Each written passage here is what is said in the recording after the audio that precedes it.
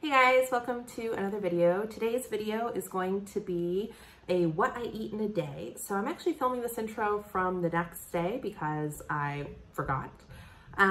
So I hope you enjoy. I had some pretty delicious food, if I do say so myself.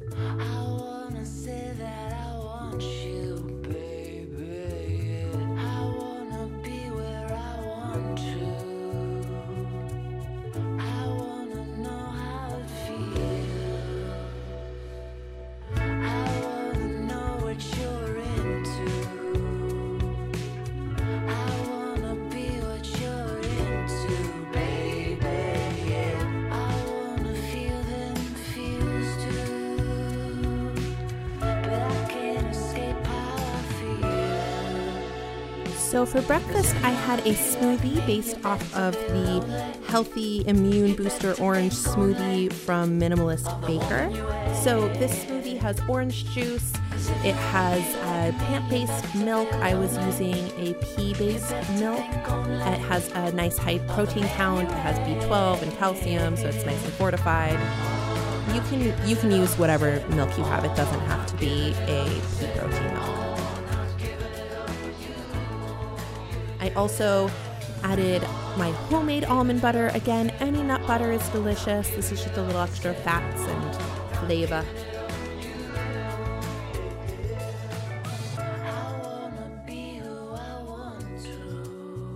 Then come some spices. This smoothie calls for turmeric, which also helps to enhance that beautiful orange flavor, and cinnamon makes it taste like sweet potato pie.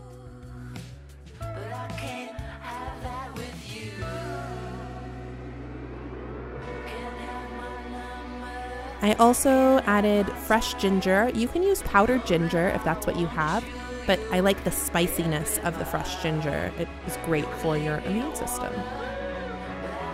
And then, of course, chia seeds. Literally, I can't have a smoothie without chia seeds. And then the main event, frozen sweet potato. So I boil the sweet potato first and then freeze it. And then I just portion it out, and every time I make this smoothie or other smoothies, I use it. For this smoothie, I use the orange sweet potato, but for other smoothies, when I want to mask the flavor of it a little more, I use the white sweet potato. It's like a Japanese sweet potato, I think. It's so good, and it helps create such a smooth texture and just a little bit extra fiber and nutrients. Really rounds out a smoothie, so it's not all fruit.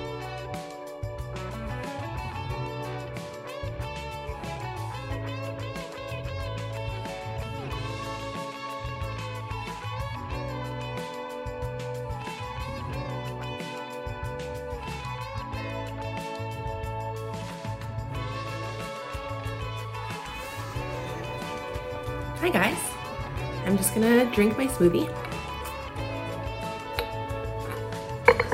and do some work for my job, and then I'll see you all around lunchtime.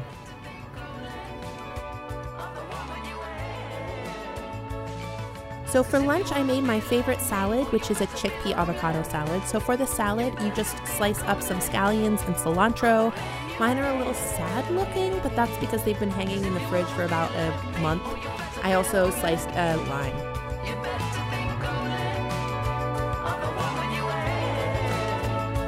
And an avocado. So what you need are scallions, cilantro, avocado, and lime. You just chop them up.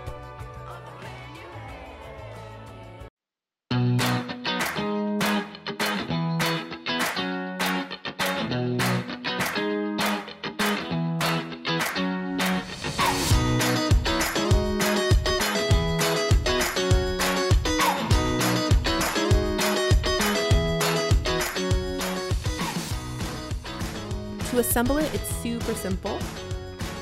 You just open a can of garbanzo beans, I rinse mine out just to help my digestion a little bit. Add it to a bowl, add the avocado.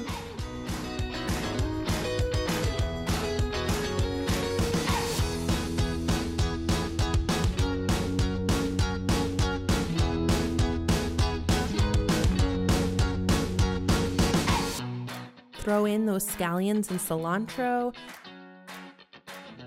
You squeeze out the lime. Lime juice really brightens up this dish. I only show one half of the lime here, but I actually am using the whole lime. Then you just use some salt. I had Himalayan salt, but you could also use table salt, regular iodized salt. And there you go. There you have it. A beautiful, filling, delicious salad. I love eating this with chips. I almost treat it like guacamole. The crispy crunch of the chip goes really nicely with the smooth avocado, the brightness of the lemon or lime, and the herbaceousness of your herbs. It really is a great treat.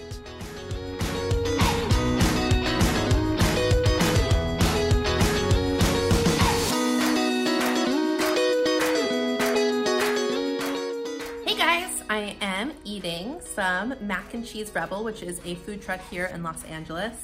It's been a little bit of a rough day, you know, coronavirus. Every day is better or worse in a quarantine. So I decided I needed a little bit of comfort food tonight. So we are eating from one of my very favorite places. This is the best vegan mac and cheese that I think I've ever had in my life. And I have it with kale and fried onions. So bon appetit.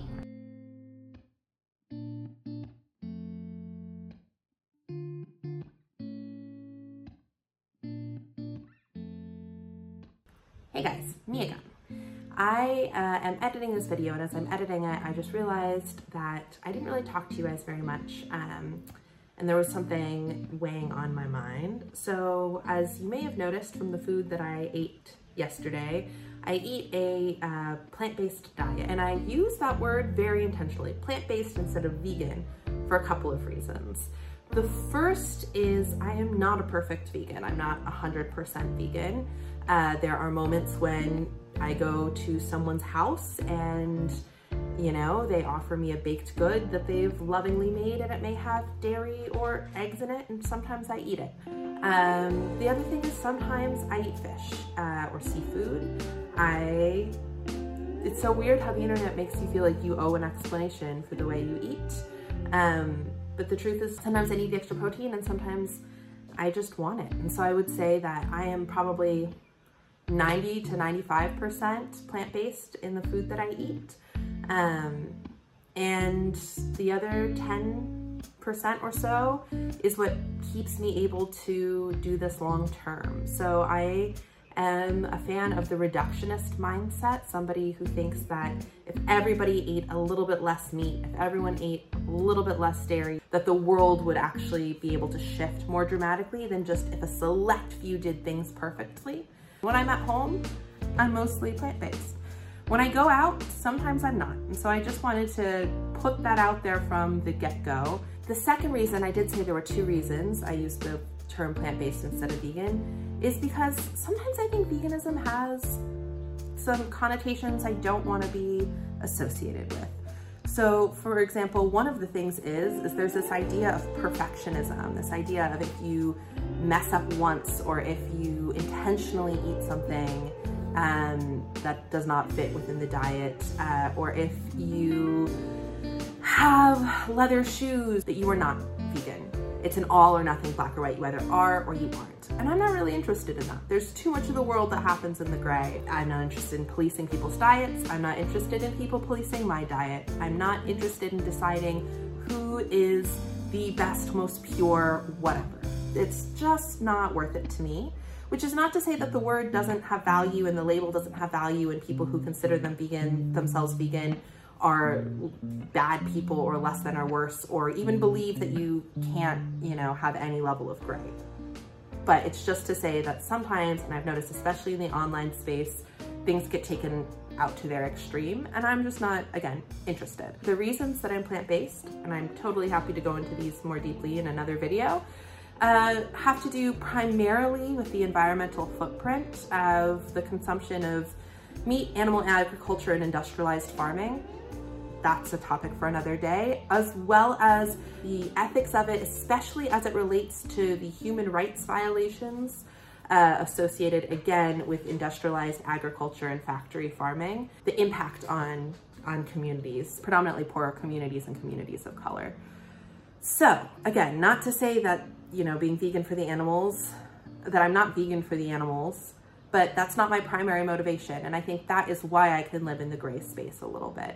I don't think it's black and white all the time. The other element of why I sometimes shy away from the term vegan or labeling myself as a vegan is because of some of the advocacy and activism elements in veganism that have an incredibly narrow focus. And I am troubled by the single-mindedness of vegan activism, where it is oftentimes at the expense of other social movements, or is positioned without space for criticism as it relates to other issues and relates to larger systems of oppression. They rely a lot on shock factor, on really graphic images that, again, I don't want to see and many people don't want or need to see.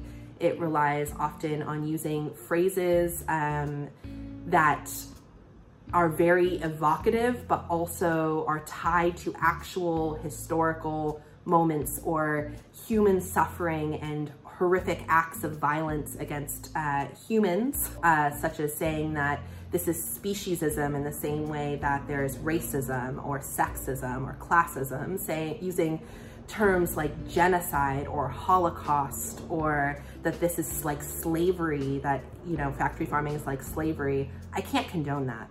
It diminishes the impact of those words, which have such violent and deep meanings. And I'm sorry, a chicken farm is not the same thing as slavery. It just isn't. And I do think that when we equate the two, we're not acknowledging the severity and the depth of what that word truly means, and erasing the history of these words and the suffering that they describe, the human suffering they describe.